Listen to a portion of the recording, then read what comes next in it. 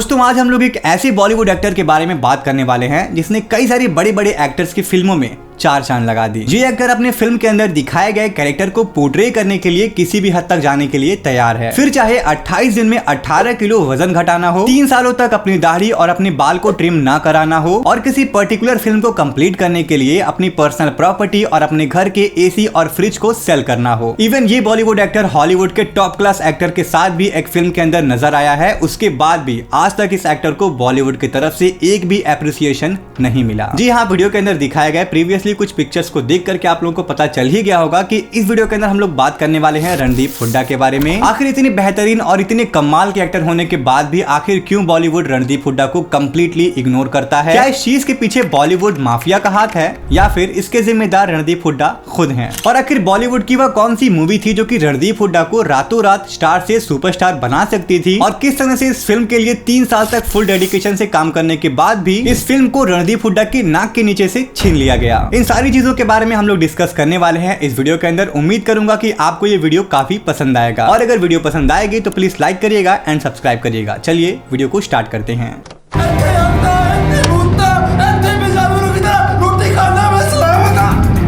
Time waste कर रहा है।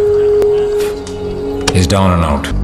तो ना ट्रांसफर ना रिजाइन, पिछवाड़े में लात मार के बाहर निकाल दूंगा। आजा, I am waiting. Randeep Hooda का जन्म होता है 20 अगस्त 1976 के अंदर हरियाणा के रोहतक जिले में। इनके फादर एक सर्जन हैं और इनकी मदर एक सोशल वर्कर हैं। यानी कि हाँ, रणदीप हुड्डा की जो फैमिली बैकग्राउंड है उनका फिल्मी करियर से कोई भी लेना देना नहीं है। सन 2000 के अंदर ऑस्ट्रेलिया से अपनी पढ़ाई कंप्लीट करने के बाद रणदीप हुड्डा जब इंडिया रिटर्न करते हैं तो वो अपने मॉडलिंग करियर को एक किक स्टार्ट देने का डिसाइड करते हैं और फिर सन 2001 के अंदर रणदीप हुड्डा की पहली फिल्म आती है जिसका नाम होता है वेडिंग मॉनसून। ये फिल्म क्रिटिकली अक्लेम्ड होती है और बॉक्स ऑफिस के ऊपर सक्सेसफुल भी होती है। अब यहाँ पर रणदीप हुड्डा की पहली फिल्म सक्सेसफुल होने के बाद भी इनको इनकी दूसरी फिल्म पाने में 4 साल से भी ज्यादा का समय लग गया। 2005 के अंदर रणदीप हुड्डा की दूसरी फिल्म आती है जिसका नाम होता है डी। हालांकि ये फिल्म बॉक्स ऑफिस के ऊपर कुछ बहुत बड़ा कमाल तो नहीं कर पाती है, बट इस फिल्म के अंदर रणदीप हुड्डा की जो एक्टिंग होती है उसको काफी प्रेज मिलती है। लोगों ने इस डी फिल्म के अंदर रणदीप हुड्डा के कैरेक्टर को बहुत पसंद किया और उनके काम को भी काफी प्रेज मिला। अब 2005 के अंदर इस डी फिल्म को करने के बाद 2009 तक रणदीप हुड्डा की बहुत सारी फिल्में आई और उनमें से कोई भी फिल्म ऐसी नहीं थी जो कि रणदीप हुड्डा को मेन स्ट्रीम बॉलीवुड के अंदर ले आए। बट तभी 2010 के अंदर रणदीप हुड्डा की एक फिल्म आती है जो कि उन्हें मेन स्ट्रीम बॉलीवुड के अंदर एंट्री दिलाती है। इस फिल्म का नाम होता है once upon a time in Mumbai. इस फिल्म के अंदर आप लोगों को रणदीप हुड्डा के साथ साथ अजय देवगन देखने को मिले थे। ये फिल्म बॉक्स ऑफिस के ऊपर काफी बढ़िया परफॉर्म करती है एंड 2010 के अंदर इस once upon a time in Mumbai को करने के बाद रणदीप हुड्डा को कई सारी बॉलीवुड की मेन स्ट्रीम फिल्में मिलती हैं जैसे कि साहेब बीवी और गैंगस्टर, मर्डर 3, जिस्म 2, जन्नत 2,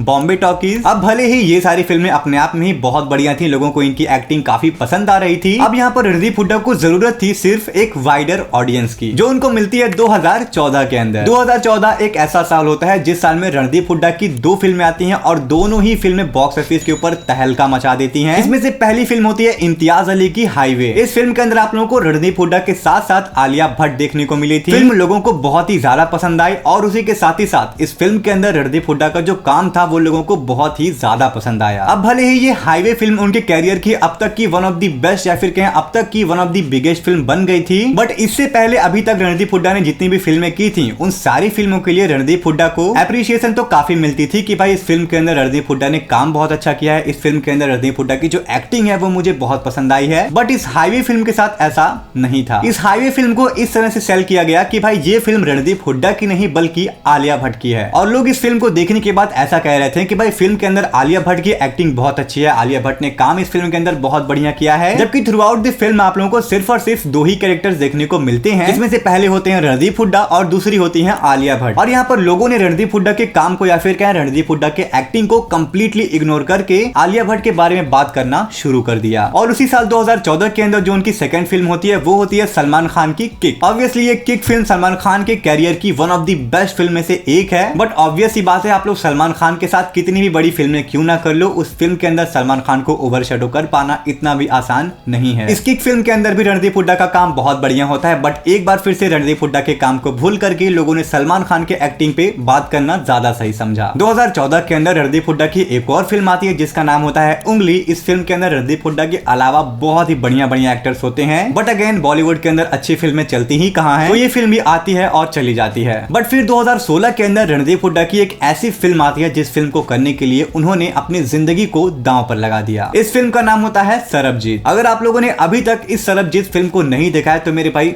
क्या कर रहे हो, जाओ जा करके देखो। रणदीप हुड्डा के कैरियर की one of the best film में से एक है।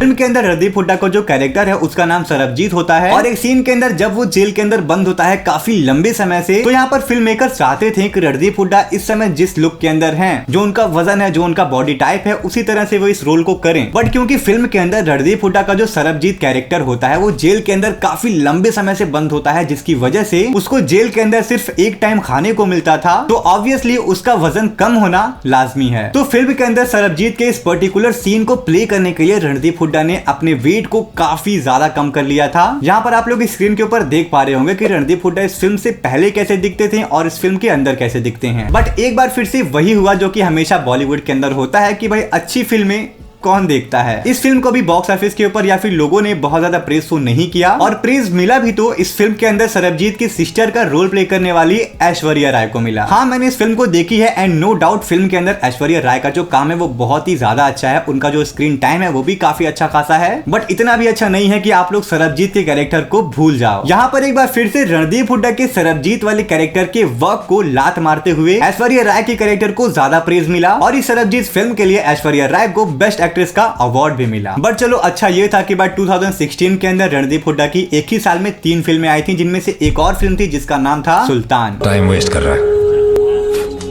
He's down and out. और एक बार फिर से रणदीप हुड्डा सलमान खान के कैरियर की one of the best film के अंदर नजर आए। आई होप आप लोगों को इस सलमान खान के सुल्तान फिल्म के अंदर रणदीप हुड्डा का क्या रोल था ये तो आप लोगों को याद होगा। स्क्रीन टाइम भले ही बहुत ज्यादा नहीं था, बट इस पूरे सुल्तान फिल्म के अंदर one of the best scene अगर आप लोग देखने जाओगे, जहां पर सलमान खान मोटे होने के बाद उस रिंग के अंदर फाइट करते हैं, उस छोटे से सीन के अंदर रणदीप हुड्डा का वो डायलॉग और उनका एक्सप्रेशन लाजवाब। दोस्तों यहाँ पर मैं आप लोगों को बता दूं कि 2017 और 18 के आसपास रणदीप हुड्डा की एक ऐसी फिल्म आने वाली थी। इस फिल्म को लेकर के एक बार फिर से वो पूरी तरह से डेडिकेशन में नजर आए थे। जैसा कि आप में से काफी सारे लोगों को पहले से पता होगा कि भाई सिख लोग जो होते हैं वो अपने दाढ़ी को और अपने बालों पर कैंची नहीं लगवाते। तो ऐसे ही 2017 और 18 के टाइम पर रणदीप हुड्डा की एक फिल्म आने वाली थी जिसका नाम था बैटल ऑफ सारागढ़ी। तो उन्होंने इस फिल्म को करने के लिए सिख मान्यताओं के हिसाब से अपने बालों को और अपने दाढ़ी को नहीं कटाया था 3 सालों तक। और फिर जब इस बैटल ऑफ सारागढ़ी फिल्म का पहला लुक रिलीज किया जाता है, तो उसकी थोड़ी ही समय बाद धर्मा प्रोडक्शन की एक और फिल्म का फर्स्ट लुक रिलीज किया जाता है जिसका नाम होता है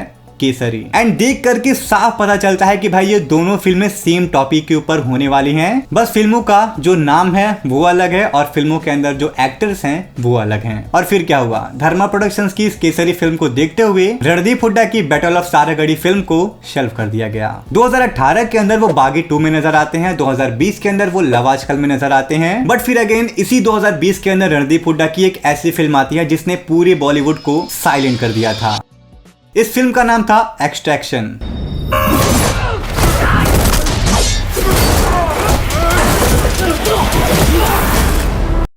अगर आज भी मुझसे हॉलीवुड की कोई one of the best action movies की बात करता है तो मैं उसे एक्सट्रैक्शन फिल्म जरूर रिकमेंड करता हूं। स्पेशली जो आप लोगों को इस एक्सट्रैक्शन फिल्म के अंदर वन शॉट एक्शन देखने को मिलते हैं, ओ माय गॉड। 2020 के अंदर रिलीज हुई इस एक्सट्रैक्शन फिल्म के अंदर आप लोगों को रणदीप हुड्डा के साथ साथ क्रिस हेम्सवर्थ या फिर कहें थॉर देखने को मिलते हैं। ये फिल्म हॉलीवुड में तो काफी बढ़िया परफॉर्म की थी, उसी के साथ ही साथ ये फिल्म इंडिया के अंदर भी काफी बढ़िया परफॉर्म की थी। हॉलीवुड की इस एक्सट्रैक्शन फिल्म को करने के बाद रणदीप हुड्डा को उनके काम के लिए 0 एप्रिशिएशन मिला, और वो ये बात एक बार नहीं बल्कि कई बार अलग अलग इंटरव्यूज के अंदर कह चुके हैं कि जब मैं एक्सट्रैक्शन फिल्म करके वापस आया तो उस फिल्म के लिए मुझे बॉलीवुड की तरफ से एक भी मैसेज नहीं आया, किसी ने भी मेरी एक्टिंग के बारे में बात नहीं की, बल्कि लोगों ने ऐसा रिएक्ट किया कि भाई मैंने कोई फिल्म की ही नहीं। मतलब सीरियसली ऑलरेडी ये एक्शन फिल्म इंडिया के अंदर काफी बढ़िया चली थी, उसके बाद भी लोगों ने इस फिल्म के बारे में बात नहीं की, ना ही रणदीप हुड्डा के एक्टिंग के बारे में किसी ने बात की, ना उनको किसी ने अप्रिशिएट किया। उसके बाद 2021 के अंदर एक बार फिर से रणदीप हुड्डा की एक फिल्म आती है सलमान खान के साथ, जिस फिल्म का नाम होता है Radhe. And I don't think so कि मुझे इस मूवी के बारे में बात करने की कोई जरूरत है। 2023 के अंदर सर्जेंट नाम से इनकी एक फिल्म आती है, फिर 2024 के अंदर इनकी एक और फिल्म आती है जिसका नाम होता है स्वतंत्र वीर सावरकर। इस सावरकर फिल्म को करने के लिए रणदीप हुड्डा ने स्वतंत्र वीर सावरकर के बारे में कई सारी स्टडीज की, कई सारी बुक्स पढ़ी, और फिर जब वो इस सावरकर फिल्म को करने के लिए पूरी तरह से तैयार हो गए, इस रोल को डेडिकेट करने के लिए तैयार हो गए, तो पता चलता है कि भाई इस फिल्म को शेल्फ कर दिया गया। उसके बाद फिर से रणदीप हुड्डा को इस सावरकर फिल्म को करने के लिए जीरो से शुरू करना पड़ा। उन्होंने इस फिल्म को खुद लिखा, खुद फिल्म को डायरेक्ट किया और फिल्म को प्रोड्यूस भी किया, और तो और उन्होंने इस सावरकर फिल्म को करने के लिए 28 दिनों में 18 किलो वजन भी कम किया। और क्योंकि वो इस सावरकर फिल्म को करने के लिए काफी लंबे समय से तैयारी कर रहे थे, जिसकी वजह से उन्होंने जब एक बार सावरकर के कैरेक्टर को प्ले करने के लिए अपने वजन को घटाया, तो वो दोबारा से 1.5 सालों तक अपने वजन को गेन नहीं कर सके, क्योंकि कभी वो फिल्म शेल्फ कर दी जा रही है, कभी इस फिल्म को जीरो से शुरू करना पड़ रहा है, कभी कभी इस फिल्म का कोई प्रोड्यूसर नहीं मिल रहा है। इवन रणदीप हुड्डा ने एक इंटरव्यू के अंदर बताया कि सावरकर फिल्म को करने के लिए उन्होंने अपने घर तक को भी बेच दिया। बट एक बार फिर से वही हुआ जो कि एग्जैक्टली रणदीप हुड्डा के सरबजीत फिल्म के साथ हुआ था। इस फिल्म के बारे में भी लोगों ने बात नहीं की। अब हाल ही में रणदीप हुड्डा की एक और फिल्म आई है सनी देओल के साथ, जिसका नाम है जाट। इस फिल्म के अंदर रणदीप हुड्डा ने राणा तुंगा या फिर कहें इस फिल्म के विलन का रोल प्ले किया है। मैंने इस फिल्म का रिव्यू कर रखा है, आप लोग जाकर के चेक कर सकते हो। और इस फिल्म को करने के बाद रणदीप हुड्डा ने एक स्टेटमेंट दिया है कि मेरे एक्टिंग को जितना अप्रिशिएट नॉर्थ में नहीं किया जाता, उससे ज्यादा अप्रिसिएशन मुझे साउथ की तरफ से मिला। शायद आप में से कुछ लोगों को पता होगा कि भाई ये जो जाट फिल्म है उसके डायरेक्टर, प्रोड्यूसर एंड राइटर तीनों ही गोपीचंद मालिनी हैं। और जब मैं इस चीज को लेकर के इंटरनेट के ऊपर रिसर्च करने बैठा, तब मुझे पता चला कि आखिर क्यों रणदीप हुड्डा को वो अप्रिसिएशन बॉलीवुड की तरफ से कभी भी नहीं मिली जो वो हमेशा से डिजर्व करते थे। जब मैंने इस चीज को लेकर के इंटरनेट के ऊपर अवेलेबल कुछ वीडियोस देखे और कुछ आर्टिकल्स पढ़े, तब मुझे पता चला कि रणदीप हुड्डा को कई बार लोगों के साथ काफी रूडली बिहेव करते हुए देखा गया है। इवन हाल ही में दिए गए एक इंटरव्यू के अंदर भी रणदीप हुड्डा इस चीज के बारे में बात करते हैं कि लोगों को ऐसा लगता है कि रणदीप हुड्डा काफी रूड है, और क्योंकि लोगों के हिसाब से रणदीप हुड्डा का जो बिहेवियर है वो काफी रूड है, इसकी वजह से रणदीप हुड्डा को किसी तरह करके फिल्में तो मिल जाती हैं, बट उन फिल्मों की प्रमोशन के ऊपर रणदीप हुड्डा को कभी भी नहीं ले जाया जाता। बहुत रेयरली आप लोगों को रणदीप हुड्डा अपनी फिल्मों को प्रमोट करते हुए नजर आते होंगे। उनकी जो पर्सनल और सिंगल फिल्में होती हैं उसके प्रमोशन में वो नजर आ जाएंगे, बट जिन फिल्मों के अंदर वो एज अ साइड कैरेक्टर नजर आते हैं, उन फिल्मों के प्रमोशन में वो कभी भी नजर नहीं आते। तो हाँ, रणदीप हुड्डा का रूड बिहेवियर एक काफी मेजर रीजन हो सकता है कि आखिर बॉलीवुड उनको इग्नोर क्यों करती है। तो भाई यहाँ पर मैंने कई सारे आर्टिकल्स पढ़े, कई सारे अलग अलग न्यूज के हेडलाइंस पढ़े, और सुई हमेशा घूम फिर करके एक ही जगह पर आती थी, वो थी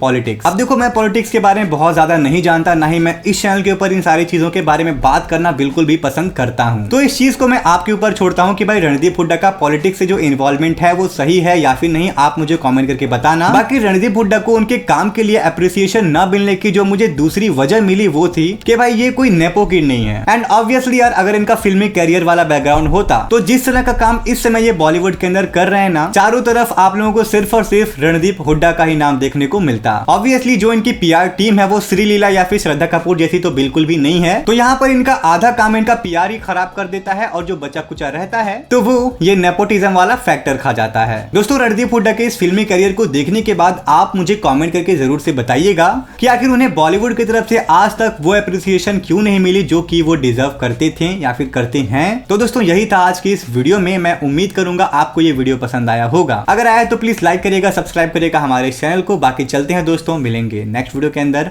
थैंक्स फॉर वॉचिंग।